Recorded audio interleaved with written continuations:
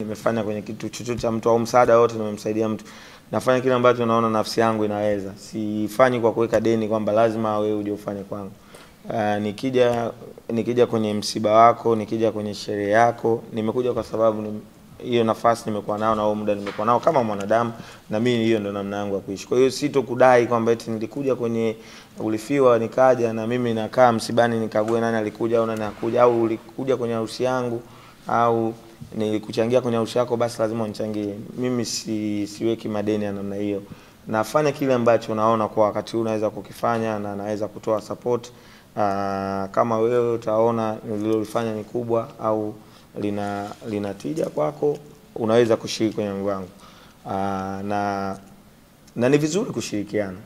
Ushirikiano umoja unatengeneza nguvu kubwa sana. Kwa hivyo ni vizuri kushirikiana, na mimi pia kushiriki katika vitu vya watu ni kuhamasisha watu waweze kushirikiana. Kwa auto mind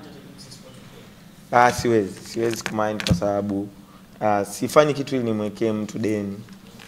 Nafanya kitu kwa moyo wangu na kwa namna ambayo naona naweza kufanya.